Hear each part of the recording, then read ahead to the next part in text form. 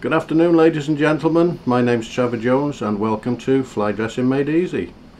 This afternoon we're going to be tying one of the old classic wet flies, the Partridge Orange.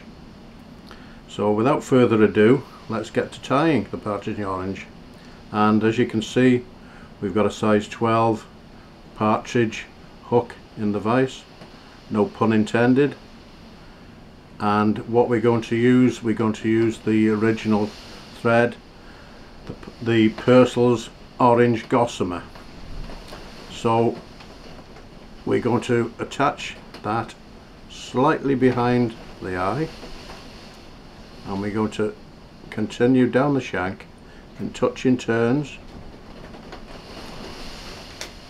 until we reach a position just past the point, and then we're going to return the thread back to the starting position. A really nice thread to work with, the old Purcell's. I'm saying that's probably one more turn. There we go. Now we'll return the thread back to our starting position again in touching turns.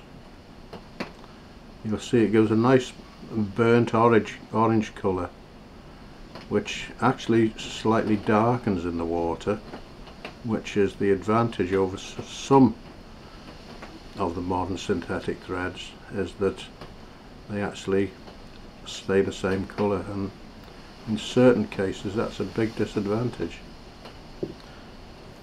Okay, so we're going to use an English partridge hackle, which I prepared by taking off the fibres from the left hand side of the feather or hackle, so it's left us with just the hackle points on the right hand side, leaving us a little tuft, which I'm actually going to remove most of it.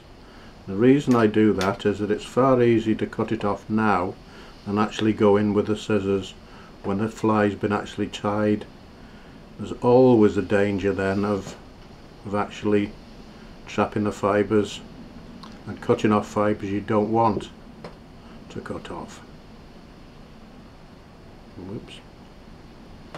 It'd be handy if I could tie the hackle in, wouldn't it? There we go.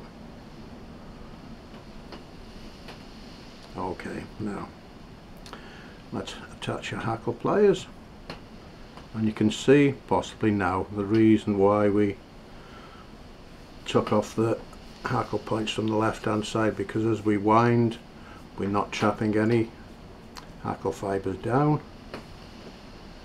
and it's given us a nice sparse hackle with lots and lots of movement, which is actually what you're looking for. We're not looking for something that's heavily hackled.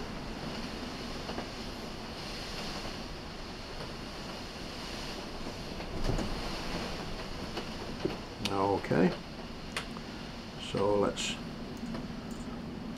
trim what we don't need, trim it off.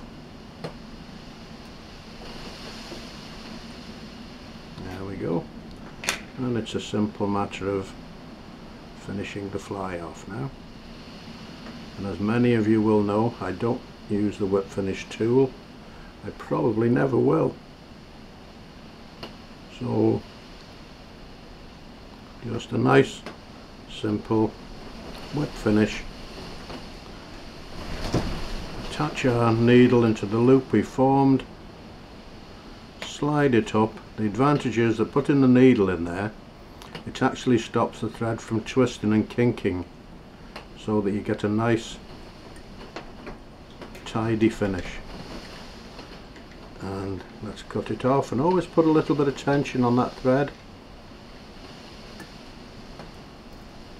And there we have it, a nice simple fly which has caught literally millions of fish, probably the world over. It's probably been exported to most countries that have discovered fly fishing in the world, and probably caught trout in most of them. So thank you very much for watching, ladies and gentlemen, and I'm going to say good afternoon to you all and have a good day.